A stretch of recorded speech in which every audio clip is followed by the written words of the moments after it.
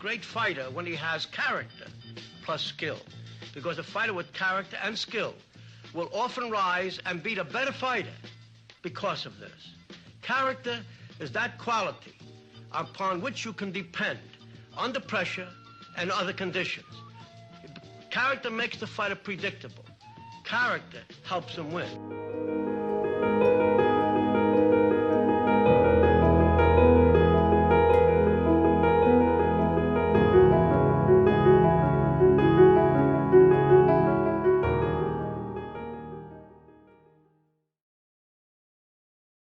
Cus D'Amato was back in the era that Scott is referencing. There was 8 champions in boxing, and there was a top 10, and that's all. There was basically one sanctioning body, and this I'm talking about the 20s, 30s, 40s, 50s, 60s. Boxing was in New York City alone. There was 15 to 20 clubs running weekly. So the depth of talent, you had to have 60, 80, 120 pro fights before you were even maybe in the top 10, believe it or not, if ever. So the underworld controlled the sport. It was gambling and the venues and all the things. And it eventually got organized. It was organized crime, really. The majority of the sports writers were on the payroll. So if you wanted your fighter to go anywhere, you had to sign them over to this organization called the IBC, International Boxing Club. That's it, club. Not a sanctioning body. They didn't do anything for you. They were a promotional contract, basically, and they moved you up the ranks. And they would let you know when you're going to win, and they let you know if you're going to lose. So, and there was a lot of gambling and betting on it. And not to say that the champions were told to lose, but you didn't get a shot at the title. And if you were a champion, they were controlling the purse. So let's say you were Sugar Ray Robinson, you're fighting Madison Square Garden. Let's just say between TV and the gate coming in is, let's just say $800,000. Well, Ray Robinson is going to get $40,000, period. And it's like, what? Hang on, who's getting all this money? Well, the IBC would. So Cus came along at a time, never signed over any of his fighters, one of them being my dad. And those that lived and trained, were trained under his tutelage. But he brought Floyd Patterson to the cusp and to eventually being heavyweight champion, which then allowed Cus to dismantle and defeat the IBC and those that controlled it. So without going too deep into the weeds on that, that just gives a perspective. If it weren't for Cus, the underworld and organized organization of the sport was corrupt, and it was a black market sport. Even though they were great champions, some of boxing's greatest champions, Jeff Fenech could have fought in that era, but not a lot of these fighters today could. So anyways, that's a little perspective. So I just wanted to share that real quick. Yeah, I mean, Jeff, from your point of view in Australia, how's the sort of boxing playing field out there? It's just like Tom said. I mean, we talk about the politics and stuff in the sport today. If you pay for a fight, you pay for your sanctions, but you get rated. It's not the greatest fighters who get the best ratings or the best. It's who pays for the sanction fee and stuff. And I don't like boxing for that reason either. Eddie, sometimes I don't even watch, not even know who's involved in the sport today, because I've lost a lot of respect for the sport. I've got a young boy who fights, and he's fought everybody, but unless you pay these sanctioning fees, you don't get rated and stuff. So it's sad for me too. But Tom, really, although there's all these organisations and stuff, it really hasn't changed. And I mean, we need guys like Cus around that stood up for everybody else and for the real principles of the game. And I'm that kind of guy. Today, I have lots of fights. I get a lot of arguments with the officialdom and stuff, and because I don't think the sport's run well at all, still to this day. Let me ask you guys something. This question probably need to be answered by Tom, maybe Eddie, Jeff, maybe more so Jeff. You probably carry the most bad boy persona in this group, maybe not, but what I've never understood. Yeah, okay. As long as I got some co-signers, I can go ahead on. In the political world, I'm the bad guy right now, but in the boxing world, Jeff was the force. All right, little pit bull. So my thing is I should say, I never understood, and I get asked this question sometimes, how does it feel to be around Mike? What was it like to be around Mike? The temperament, the mood. Now, I was able to always adjust to it. I had to adjust to it because it was a stabilization thing that I had to help him with. However, that ever even worked out. I've never even been a fighter. I'm like Michael Jackson. I thought I was a lover, not a fighter. So I don't even know how I'm, a soft Navy military kid meet up with Mike Tyson, a Brooklyn street guy breaking in buildings at night. How the hell did I even hook up with this guy?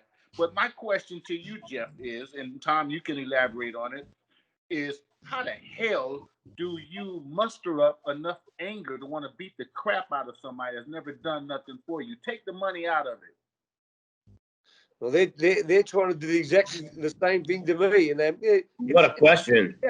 That's the sport, and both people, they want to win, and for me, we're talking about things earlier, and my greatest thing was my preparation, Daryl.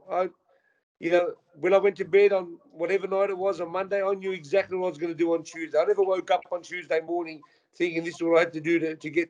My preparation was always well in advance. Preparation is everything. And like I said, when you're talking about fighting, that's just what we do. And if I'm not thinking that about my opponent, he's thinking that about me. So and listen, for me, irrespective of what happens in the ring, as soon as that bell was over, I'm a different person. I was a killer when the bell, before the bell, and while I was fighting. When it's done, whether I won or lost, I was always, I like to think that I was a sportsman, and if somebody beat me, I congratulate them because they were better than me on the night. But it's tough, Daryl. People, do you hate that? I never really. Well, you have to hate them at the time, but it's a pretty bad word to use. You hate somebody you don't even know. But you have to have that. You have to have that kill. You have to have that to be successful.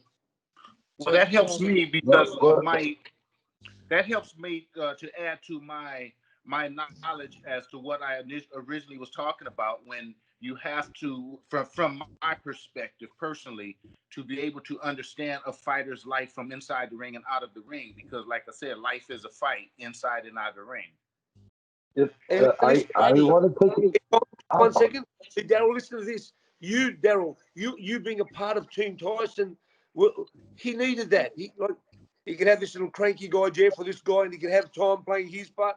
But having you there, Daryl, as far as I was concerned, was so important. And it was like a breath of fresh air for me. Every time I'd wake up and I knew that you were there with Mike, it made me feel better. So Mike had a great team around him, and especially while I was involved. Having you there, Tom, and you, Daryl, it was the best thing that ever happened to me. When I got into Phoenix, I said to you guys, this is what I want to do. We done it. And I'm like I said, although Mike never won that fight, circumstance, whatever it may be, I had the most amazing time being with you guys ever. I talk about it to all my friends all the time. I think that if we were together from when Cuss finally passed away, Mike could have still been world champion today. We had a great team.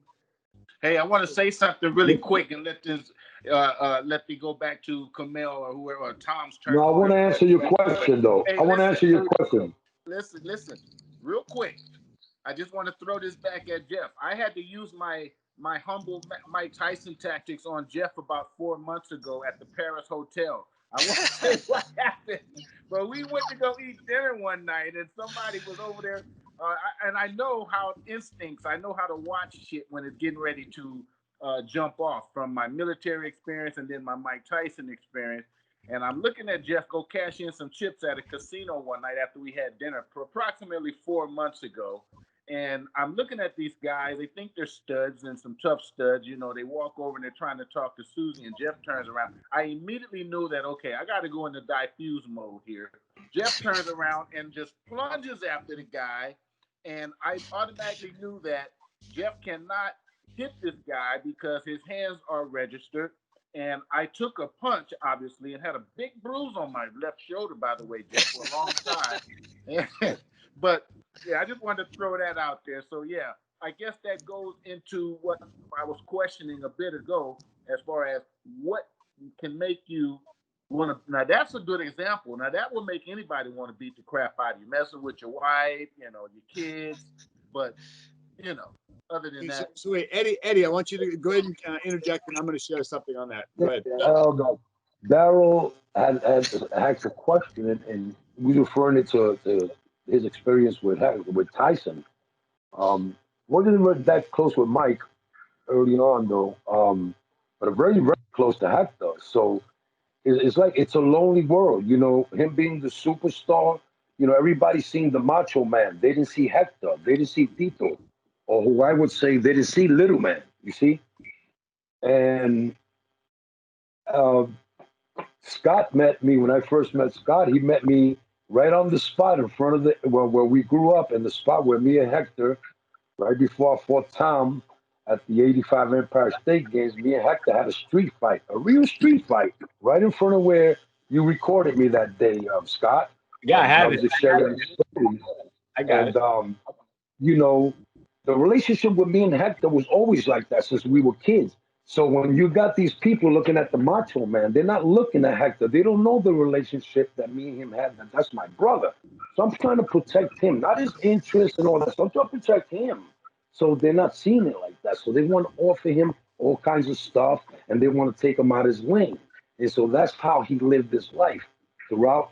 You know, before the superstardom, and after he was like a rising star and fall from grace story, ultimately causing his death, you know. And so, you know, it's very important for fighters, you know, be it male or female, you have to have that one person that's a diffuser that can control you. Like me, I would smack a bag of cocaine from somebody if I see them trying to get that. But we were trying to do right at toward the end of his life, you know.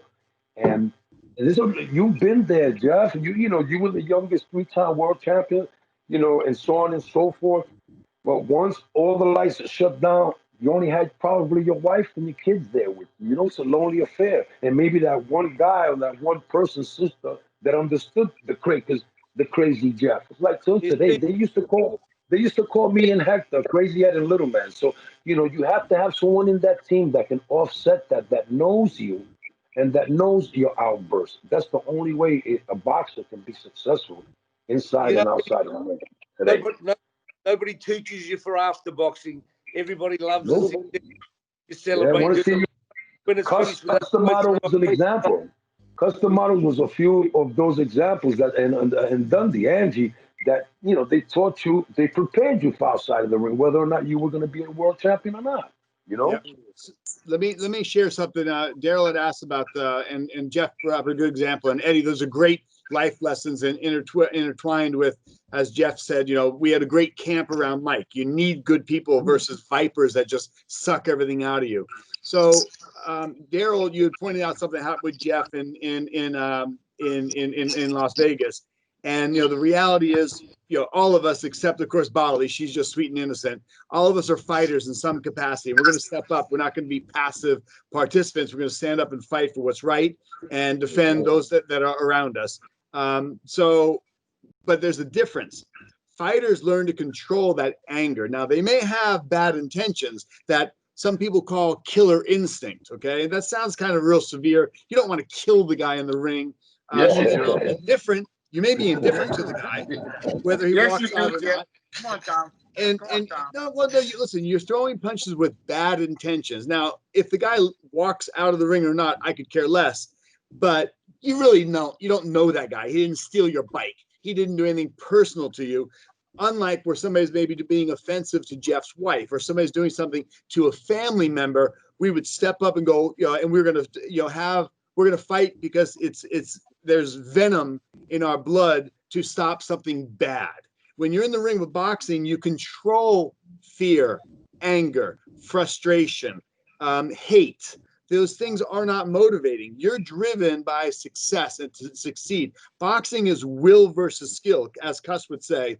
When you watch a fight, you're watching more a contest of will versus skill, where a fighter with greater will, Jeff Fennick, this is just an example, can overcome a person of higher skills, unless the skill so far surpasses the will that it's not a competitive contest to begin with. So, and again, I just keep referencing Jeff. Here's a guy with just a dozen amateur fights. He's going for the Olympic team, right?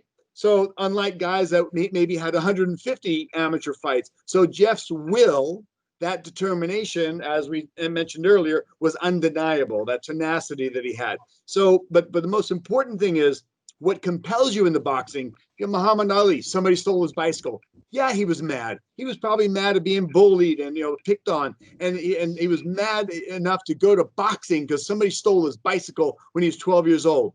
But he eventually learned to control. So that which compelled him to get into the sport, it morphed. It you know, there was a transition, and you learned discipline, and you learned to control those emotions. If you're frustrated or angry about something, you're missing what's about to happen, and what's about to happen is happening in fractions of seconds. So you can't be frustrated about being hit, you know, a moment and a half ago. Okay, like in golf, you can't be mad about the drive that went in the woods because you've got a chip and a putt ahead of you. You can't be carrying around that frustration of what didn't work just before. So you really learn to control those feelings and emotions. Just want to give you, so fighters don't fight out of anger. They have bad intentions, which you cannot teach. That's an innate instinct, but it's not an anger or a hate.